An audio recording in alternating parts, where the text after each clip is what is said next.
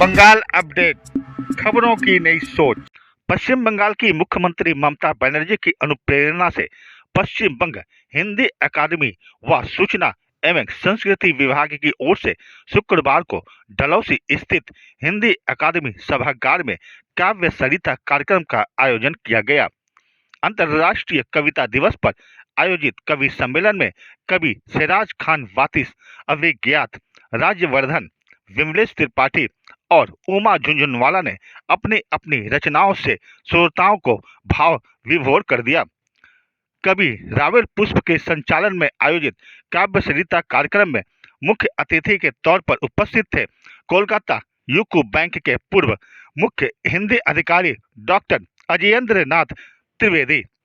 इन्होंने कहा कि समाज की कुछ वास्तविक समस्याओं पर कवियों को कविता पाठ करने की जरूरत है कि कविता या साहित्य एक प्रोसेस के साथ बाहर निकलता है।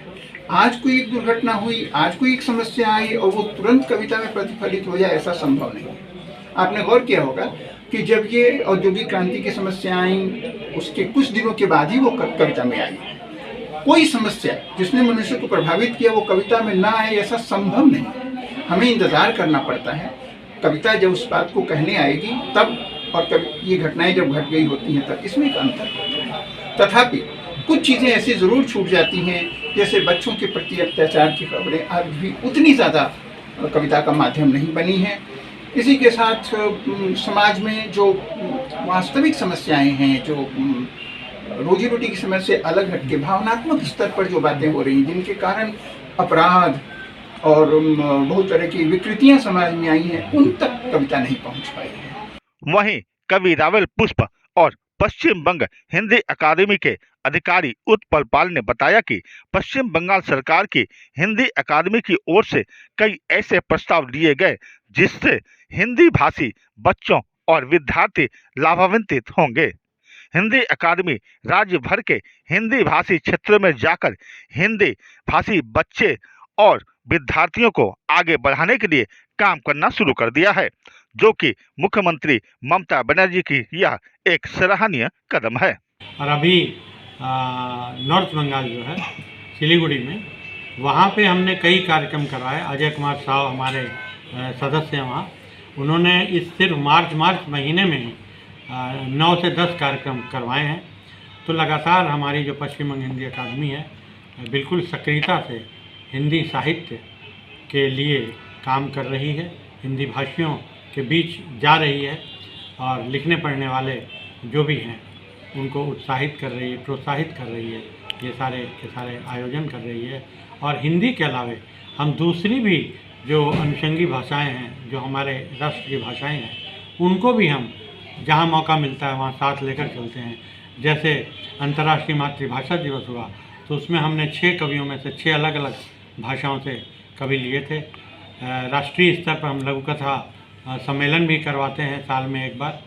পশ্চিমবঙ্গ সরকারের তথ্য সংস্কৃতি বিভাগের অন্তর্গত পশ্চিমবঙ্গ হিন্দি একাডেমি, এই একাডেমির আমাদের যে কাজকর্ম আছে এবং আমাদের যে মাসে মাসে মিটিং হয়, সেখানে সব প্রস্তাব দেওয়া হয় আগামী দিনে, আগামী মাসে কীভাবে এগিয়ে নিয়ে যাব, আরও কী কী প্রোগ্রাম করা হবে।